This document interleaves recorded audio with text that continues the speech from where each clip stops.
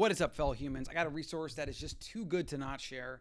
The Almanack of Naval Ravikant. Naval is actually one of my favorite thinkers alive today. Legit. And you can get this free, which is amazing, you know? Like, they put this together, it's free, it's amazing. And you can obviously buy it on Kindle. You can buy it on different places. You can donate if you want, the hardcover and paperback, etc. I bought this on Kindle. It's only like $3 because I like the convenience of reading on Kindle. And I'm also recommending all my friends download PDF. So let's talk about one of these or a few of these quotes in here. I'm going to do a lot of series on this. I'm going to cover like this entire book basically and do a few pages every show. So that's kind of what we have in store for today. This is going to be the first show. I won't give you like the brief I won't really give you intro to Naval or anything. He's just like a tech entrepreneur and investor and super smart guy. He keeps things succinct to the point. I would say he's a modern day philosopher, which I've always had mad respect for. I even consider myself as a deep thinker, and sometimes even like I like to explore philosophy. And I don't know what you need to call yourself a self-proclaimed philosopher, but if I could call myself that, I would totally like to do that. If I could, maybe it'll take another 10 to 15 years so I can self-proclaim myself as a philosopher. All right, so let's get into the 3 pages. You can go over to navalalmanac.com to get this free PDF here. You can read it on the web, the Mobi. Amazing thing. Highly recommend supporting the work. I mean, the guy did it for, I believe it was Eric, this dude here, who basically did this because he just thought it was amazing and wanted to do it, whereas Naval just didn't, he's like supported the project, obviously, but I just love it. So anyways, let's get to a few points and talk about them. So this is about success. All right. We'll maybe cover. So these are kind of success principles, but they're also kind of life principles. And some of these are business related. But honestly, what I found about business, being an entrepreneur for 13 years now, it's a little bit, these things, concepts that make you good at business.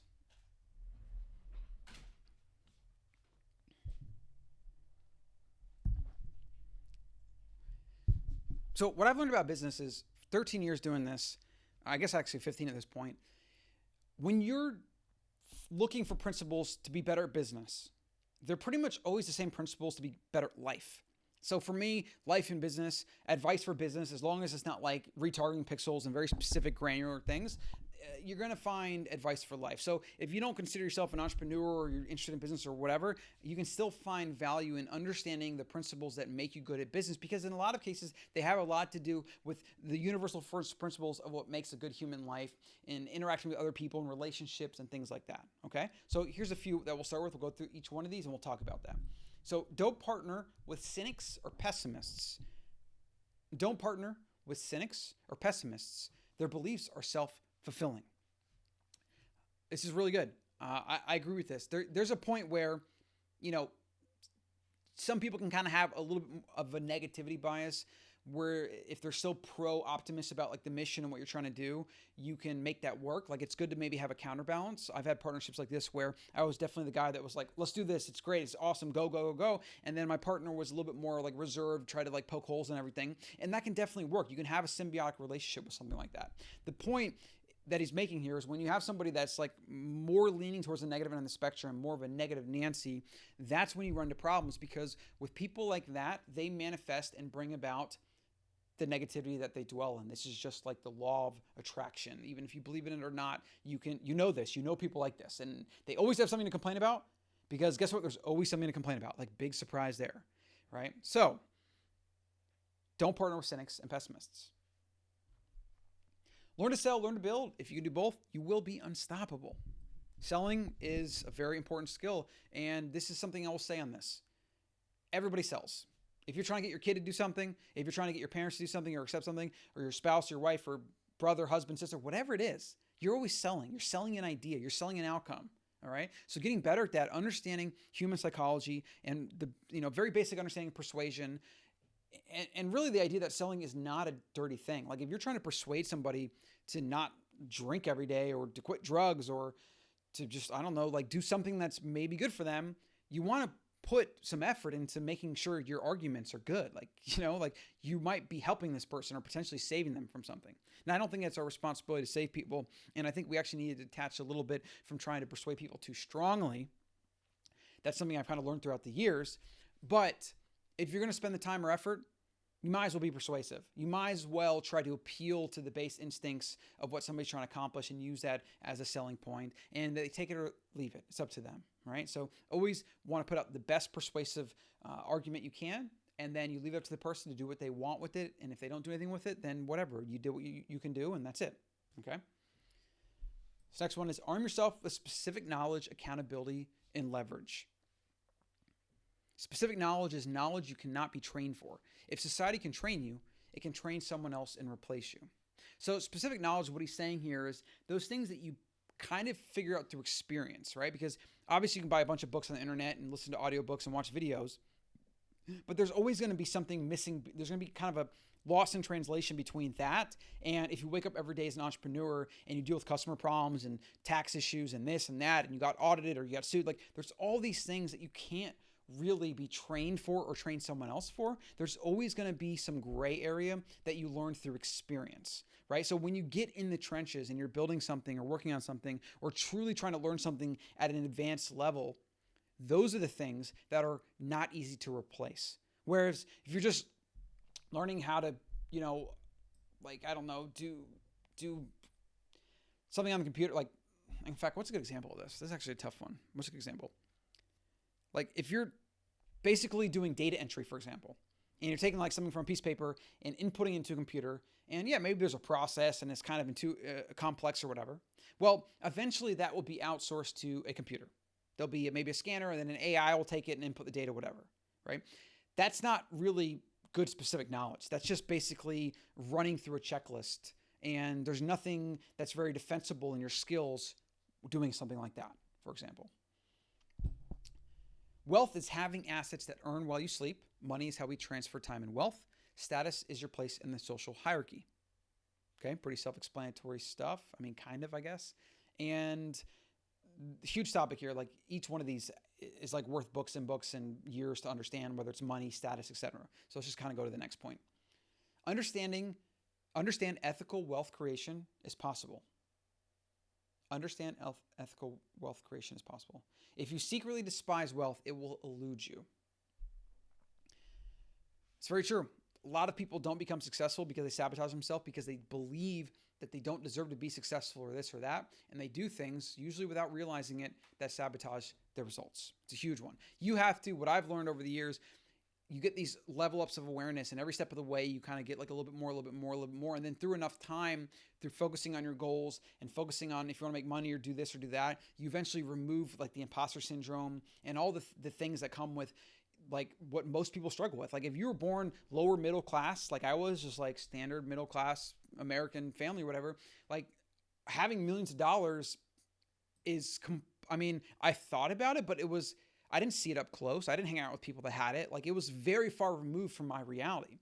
And so I've had to, as I level up, every time I get a little bit of result, I'm kind of thinking about what's the next thing. And I do believe that a lot of people that are kind of self-made and they take the 10-year journey, 10 or 20 year journey, it is a leveling up game. And I will say that if you despise wealth, as he says, or if you have issues around your mindset around it, you're never going to get there. You just will not. You'll make bad investment decisions. You'll waste your money. You'll spend your money in stupid things and just it's crazy actually how many ways and how many strategies almost that people have for sabotaging their own results.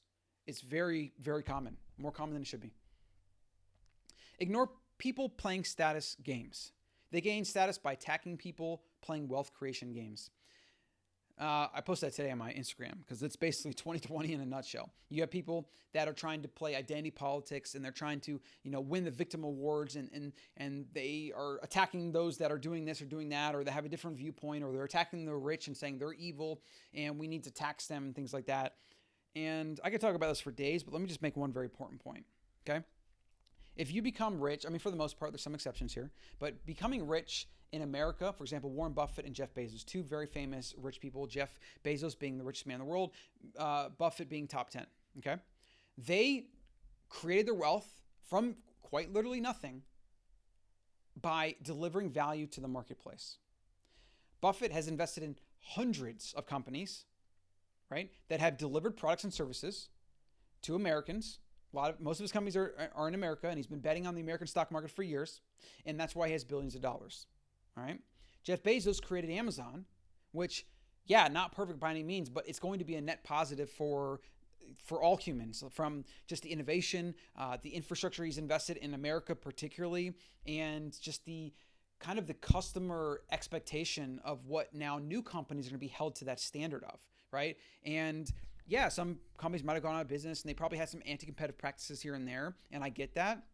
But fundamentally, the reason he is a billionaire is because Amazon improves people's lives. Period. Full stop. If you tax these people, now to an extent, like obviously there's some exceptions here, but if you just keep taxing, and it becomes overbearing, people will leave. They will take their billions of dollars and they will go create an Amazon in maybe India or China or South America somewhere. And as a result, the average person in America will suffer. And this is obviously a long-term thing, but this happens. This can happen.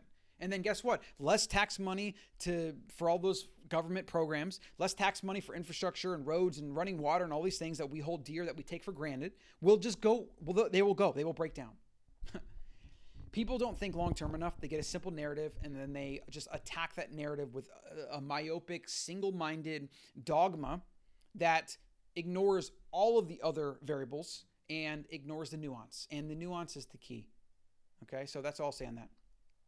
You're not going to get rich renting out your time. You must own equity, a piece of a business, to gain your financial freedom. I agree with this, 100%. You could also consider real estate a business. You want income-producing real estate. That's the key. Or, I should say income-producing business with real estate also being a business. Real estate itself is a business if you use it to produce income. If you can't code, write books and blogs, record videos and podcasts. I really like this one. Obviously, I'm doing this, and it's really, really hard. It takes a long time to get any results whatsoever, but it is rewarding. That's all I'll pretty much say. It's rewarding, and it is a highly leveraged way so that eventually you can monetize these things and not have to wake up every day and just do the same thing over and over, trading time for dollars. Leverage is a force multiplier for your judgment. This is an interesting one. So when you make decisions about investing or using your money or this or that, or you make just better decisions in general, you get leverage, right? And it multiplies the force of those decisions. So the more good decisions you make, whether that is allocating capital or resources or investing or not investing or whatever, the more results you get exponentially later on, right? The reason that Warren Buffett is a billionaire is because he's made actually like most of his wealth after the age of 65. That's because of what Einstein called like the most miraculous thing in the universe, compound interest.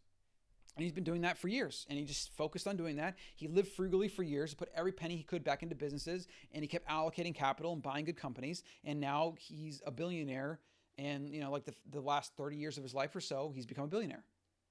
And up into 65, he was a millionaire.